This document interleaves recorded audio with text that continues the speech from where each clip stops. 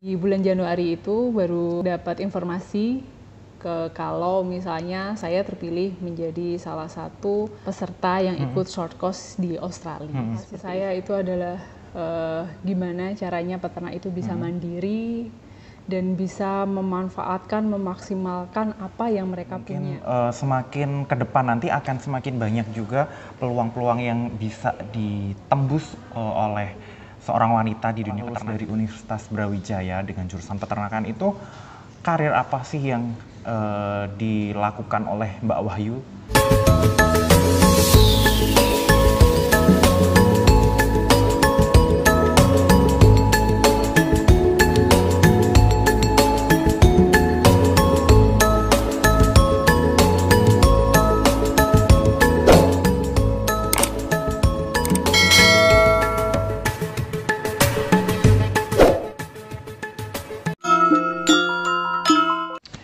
Assalamualaikum warahmatullahi wabarakatuh. Salam sejahtera untuk kita semua. Salam sejahtera kagem dulur Hamzah Nata dimanapun kalian berada.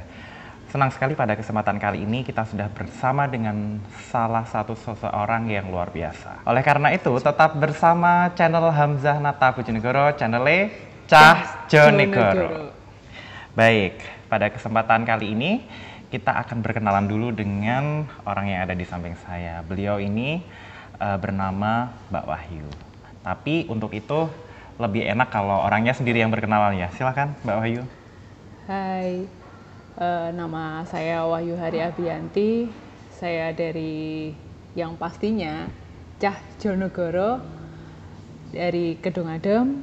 Saya lulusan SMA 2 Bojonegoro dan lanjut kuliah di Universitas Brawijaya di Malang. Dengan jurusan apa Mbak Wahyu? Dengan jurusan peternakan pastinya. Baik, pastinya dengan jurusan peternakan karena kali ini kita akan mengulik lebih dalam mengenai ketertarikan dari seorang Mbak Wahyu ini terhadap dunia peternakan, khususnya dari pandangan seorang wanita nih Mbak Wahyu. Karena yang kita tahu dunia peternakan itu cukup keras dan cukup berat mungkin ya jika kita melihat dari jauh gitu ya. Mungkin bagi orang awam apa sih yang dikerjakan oleh orang-orang dari peternakan gitu, apalagi seorang wanita gitu harus berhadapan dengan hewan. Mungkin Mbak Wahyu, bisa cerita nih setelah lulus dari Universitas Brawijaya dengan jurusan peternakan itu, karir apa sih yang dilakukan oleh Mbak Wahyu sebagai seorang wanita?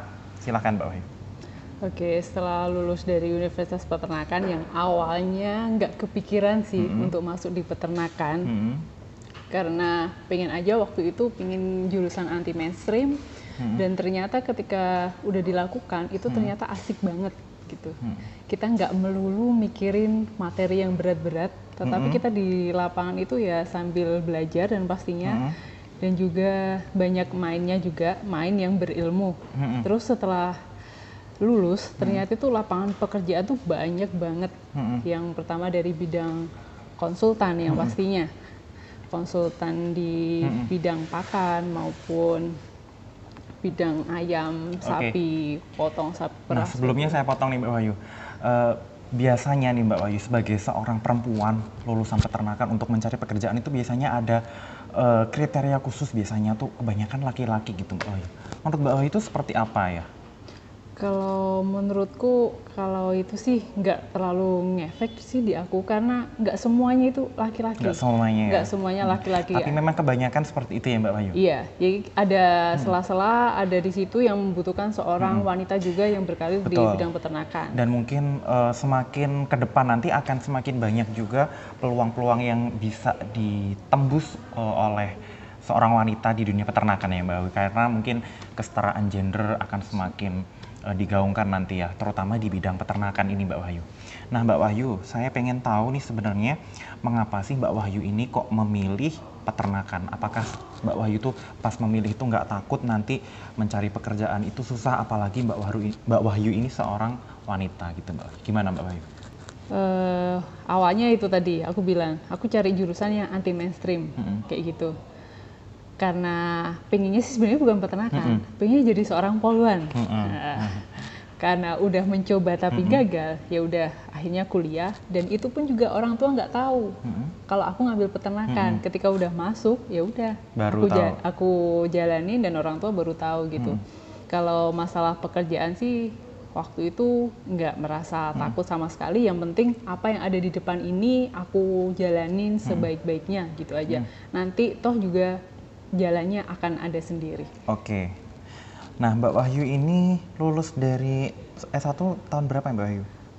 Udah cukup lama ya sebenarnya ya. Saya lulusan dari S1 di tahun 2013. Oke, lulus 2013 itu aku baru masuk kuliah. Nah, ini mungkin penasaran juga ya Mbak Wahyu, teman-teman ini, terutama teman-teman yang mungkin dari kampus di peternakan Mbak Wahyu. Nah, Mbak Wahyu sebenarnya saat ini pekerjaan atau profesi Mbak Wahyu itu sebagai apa, kemudian job desk-nya itu apa, dan kegiatan Mbak Wahyu itu ngapain aja sih, terutama pekerjaan Mbak Wahyu terkait dengan peternakan ini Mbak Wahyu. Silakan. Kalau pekerjaan yang sekarang, saya di sini mendampingi peternak, khususnya peternak rakyat. Dan gimana sih di situ kami diberi tanggung jawab bagaimana kami bisa mendampingi peternak biar peternak itu bisa pinter secara peningkatan SDM-nya, memelihara sapi dan juga cara berbisnis di situ. Dan targetnya itu adalah nantinya peternak ini bisa bersaing di dunia bisnis. Betul. Tidak hanya kalau dulu kan peternak itu kan sendiri-sendiri, melakukan apapun sendiri-sendiri tanpa ada channel. Jadi di kegiatan yang saya lakukan sekarang ini gimana peternak rakyat itu semuanya bersatu biar dapat nilai plus biar bisa bersaing lah di sektor bisnisnya, biar tidak kalah sama swasta. Itu kelompoknya kelompok apa Mbak Wahyu namanya? Nama kelompoknya itu namanya Sekolah Peternakan Rakyat atau SPR itu Mbak Wahyu ya? Iya, mungkin sahabat-sahabat di sini juga ada yang tahu ya mengenai SPR. Jadi Mbak Wahyu ini sebagai manajer SPR ya Mbak Wahyu. Iya. Dan kegiatannya itu di kelompok peternakan itu apa aja sih Mbak Wahyu? Ya, kegiatannya salah satunya adalah kita memberikan pendampingan pastinya. Yang kedua kita adalah memberikan ilmu dari segi manajemen pakan, manajemen pemeliharaan, dan juga manajemen usaha. Kemudian hasil yang sudah ditunjukkan dari kelompok yang Mbak Wahyu bina itu apa Mbak Wahyu? Kira-kira hasil yang sampai sekarang itu berkesan sekali gitu Mbak Wahyu? Kalau menurut saya sih hasil yang paling berkesan dalam pendampingan selama ini mendampingi peternak rakyat itu adalah perubahan pola pikir. Nah, karena perubahan pola pikir itu adalah sesuatu kunci yang tidak bisa berubah secara cepat. Itu sesuatu yang luar biasa. Dari pertama kali saya bergabung di situ mendampingi peternak dan juga sampai dengan sekarang itu perbedaannya luar biasa. Dari yang teman-teman dulunya jadi pendiam, yang belum pernah sama sekali berkelompok, dan sekarang jadi orang yang luar biasa. Itu saya dengar juga ada beberapa kali mendapatkan penghargaan Mbak Wahyu. Bisa diceritakan penghargaan apa saja sih Mbak Wahyu yang pernah diterima oleh kelompok yang Mbak Wahyu bina itu? Ya. Untuk kelompok itu mendapatkan juara 1 waktu itu kelompok terbaik pertama dari Dinas Provinsi Jawa Timur. Itu tentang kelompok agribisnis dan mendapatkan predikat memuaskan juga dari Institut Pertanian Bogor. Itu dari penilaiannya itu dari awal kita bergabung di SPR dan juga sampai akhir. Oh, jadi memang secara langsung program ini tuh diawasi oleh IPB atau Institut Pertanian Bogor ya Mbak ya? Iya, kami programnya itu SPR ini bekerja sama antara pemerintah Kabupaten Bojonegoro dan juga Institut Pertanian Bogor. Oke, baik. Nah, tentunya sangat menarik sekali ya seorang perempuan yang mampu untuk memberdayakan masyarakat, khususnya masyarakat yang bergerak di bidang peternakan. Nah, sekarang ini sebenarnya Mbak Wahyu itu mengapa ya kok memilih terjun di bidang peternakan? Kemudian sudah berapa lama sih Mbak Wahyu terjun di bidang pembinaan atau pemberdayaan kelompok peternak itu? Udah cukup lama sebenarnya ya, mulai tahun 2014. 2014 sampai tahun 2020. Awalnya sih namanya masih muda ya. Kalau kembali lagi ke daerah itu ada suatu ego sendiri. masih muda ngapain sih harus balik ke wilayah gitu. Tetapi ketika ada rekrutmen di Bojonegoro sendiri, aku nyoba, ternyata masuk, mau nggak mau aku harus pindah dong di Bojonegoro. Meninggalkan pekerjaan aku sebelumnya. Ternyata setelah gabung di program SPR ini, hatiku tuh terketuk. Oh, mungkin ini saatnya aku memberikan kontribusi sebagai anak daerah. Paling tidak bisa memberikan kontribusi khususnya di bidang peternakan agar Bojonegoro ini lebih dikenal, seperti itu. Dan mungkin sampai saat ini sebenarnya SPR di Kabupaten Bojonegoro ini cukup terkenal ya di kalangan kelompok peternak seluruh Indonesia gitu, karena banyak juga yang berkunjung ke Bojonegoro ya, saya tahu itu untuk studi banding mengenai kelompok SPR itu ya Mbak Wahyu. Betul ya Mbak Wahyu. Oke, itu sangat menarik sekali teman-teman. Nah, selanjutnya kami pengen tahu nih Mbak Wahyu, sebenarnya motivasi terbesar apa sih Mbak Wahyu yang mungkin ingin Mbak Wahyu capai itu sehingga Mbak Wahyu itu sangat getol dan semangat dalam melakukan pemberdayaan masyarakat, khususnya masyarakat di sektor peternakan ini? Oke, ya, motivasi saya itu adalah gimana caranya peternak itu bisa mandiri dan bisa memanfaatkan, memaksimalkan apa yang mereka punya. Soalnya setelah lama mendampingi itu peternak ya cuma gitu-gitu aja gitu loh. Jadi saya di sini pengennya itu dari apa yang kita punya. Peternak pasti punya pertanian. Lah, gimana sih caranya memaksimalkan potensi yang mereka punya gitu. Jadi pengennya aku di kelompok peternak itu, mereka itu bisa menciptakan sebuah lapangan pekerjaan sendiri, terus bisa berdaulat di segi pangan mereka sendiri gitu. Jadi bahan baku yang sekiranya bisa mereka produksi sendiri, seharusnya mereka bisa kembangkan itu gitu.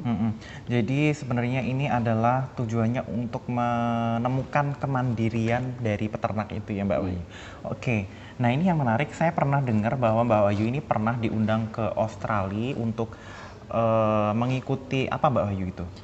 Semacam training juga dan studi juga ya, studi short course gitu. Nah Mbak Wahyu mungkin bisa ceritakan bagaimana sih Mbak Wahyu bisa sampai diundang ke Australia berkat mendampingi peternak ini Mbak Wahyu, silahkan. Untuk yang ke Australia ini adalah suatu semacam ya kayak hadiah yang luar biasa yang nggak disangka-sangka sebelumnya. Ada cerita unik sebenarnya sebelum ada berita yang bisa lolos nih ke Australia. Boleh diceritakan. Tahun 2015 ya, karena masih ada semangat dan juga pengen banget untuk meraih cita-cita yaitu jadi poluan. Di tahun 2015 tuh aku sempat untuk mendaftar poluan pakai sarjana ya. Nah, ketika habis tes, sholat duhur, kita break.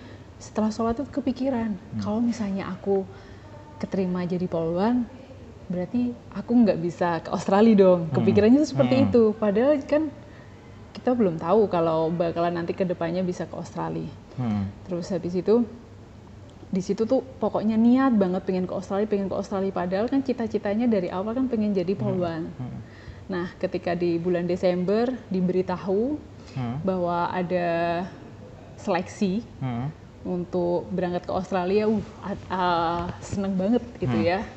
Terus ada seleksi saya mengirimkan berkas-berkas untuk seleksi itu, dan alhamdulillah di bulan Januari itu baru dapat informasi kalau misalnya saya terpilih menjadi salah satu peserta yang ikut short course di Australia, seperti itu. Dan itu sampai bisa ke Australia itu karena memang Mbak Wahyu melakukan pemberdayaan kepada masyarakat gitu ya Mbak Wahyu? Betul, iya. Jadi short course-nya itu adalah orang-orang yang bergerak di bidang peternakan yang mempunyai proyek atau sebuah gagasan untuk kemajuan peternak, seperti itu. Itu seleksinya seperti apa Mbak Wahyu? Seleksinya itu berupa seleksi tulis ya, waktu itu kita disuruh untuk mengirimkan semacam IC dan ada beberapa pertanyaan-pertanyaan dan juga proyek kita ke depan itu seperti apa gitu sebelum kita melakukan perjalanan ke Australia dan juga setelah kita melakukan studi banding dan nantinya juga hasilnya itu nanti akan dievaluasi terus gitu selama 1 tahun Betul. ke depan. Berbicara mengenai proyek, saya dengar setelah Anda pergi ke Australia itu mendapatkan proyek yang luar biasa untuk pemberdayaan peternak ya. Itu proyeknya seperti apa Mbak Wahyu? Iya, kebetulan setelah pulang dari Australia pas waktu itu ada proyek namanya IACCB, Indonesia Australia Commercial Cattle Breeding. Itu kita diberi semacam ya istilahnya itu kayak modal dari IACCB itu untuk mengelola breeding Brahman Cross. Padahal kita tahu sendiri Brahman Cross itu kalau misalnya di Indonesia itu kan susah sekali Mbak. Sangat susah sekali untuk perkembangbiakan. Dan di situ kita diberi tantangan untuk bisa melakukan breeding Brahman Cross di peternak rakyat khususnya. Itu berapa Mbak Wahyu jumlahnya? Jumlahnya waktu itu ada 100 ekor betina. Dan itu diberikan secara cuma-cuma kepada peternak Mbak Wahyu? Ada beberapa syarat bahwa nantinya itu akan diberikan oleh peternak. Dan syaratnya itu adalah performanya itu harus bagus-bagus terus sampai 3 tahun. Kalau nanti performanya bagus, baru 100 ekor indukan itu nanti sudah hak milik oleh peternak. Kemudian akhirnya sekarang? Alhamdulillah itu semuanya sekarang sudah jadi hak milik peternak. Oke, berarti semua. Sudah menjadi milik peternak ya Mbak Wahyu. Iya. Berkat dari perjuangan untuk memajukan dan memberdayakan sapi tersebut sehingga kualitas atau performance-nya bagus dan bisa diberikan kepada peternak. Seperti itu Mbak Wahyu. Nah, Mbak Wahyu berbicara mengenai seorang wanita yang memberdayakan masyarakat. Menurut Mbak Wahyu itu mengapa sih menjadi seorang wanita itu harus menjadi wanita yang luar biasa dan juga harus bisa menjadi wanita yang mandiri Mbak Wahyu? Menurut Mbak Wahyu seperti apa?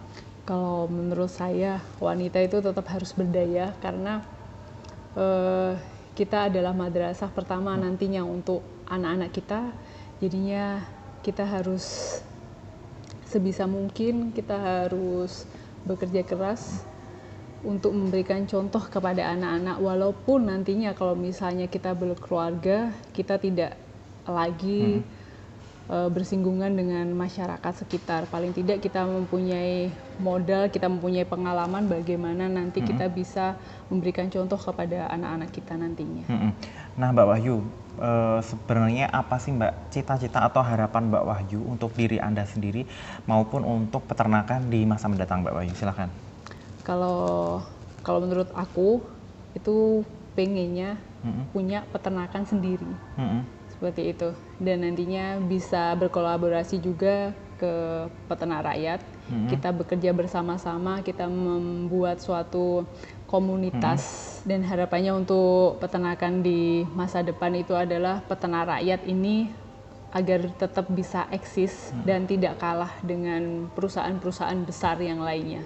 Oke, jadi mungkin kedepannya bisa menjadi suatu industri yang besar tapi gimana ya, berasal dari peternak rakyat gitu ya. Jadi peternak rakyat itu bisa mandiri dan bisa mampu untuk menghidupkan sektor peternakan itu menjadi lebih menguntungkan bagi peternak rakyat.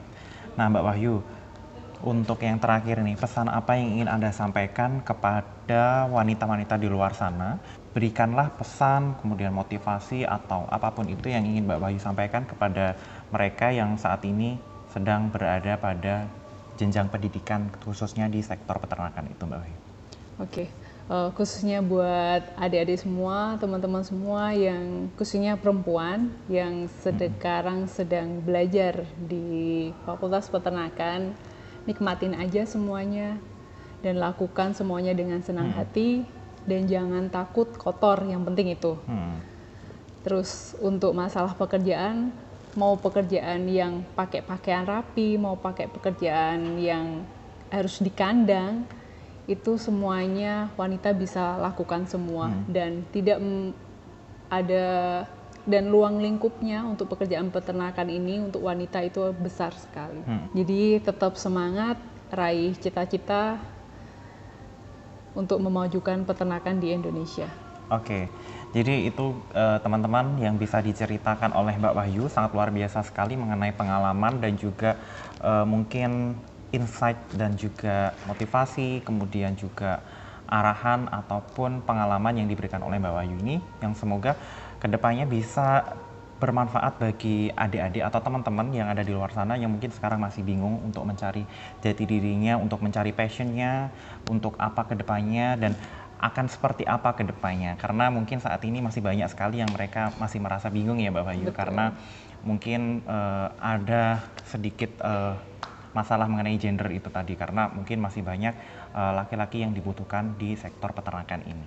Oke, terima kasih Mbak Wahyu atas waktunya. Semoga video ini bisa bermanfaat untuk teman-teman yang ada di luar sana, dan semoga peternakan di Indonesia semakin maju. Untuk itu kami mohon maaf apabila ada salah kata. Jika ada yang baik silahkan diambil, jika ada yang buruk silahkan ditinggalkan. Kami mohon undur diri. Terima kasih. Wassalamualaikum warahmatullahi wabarakatuh.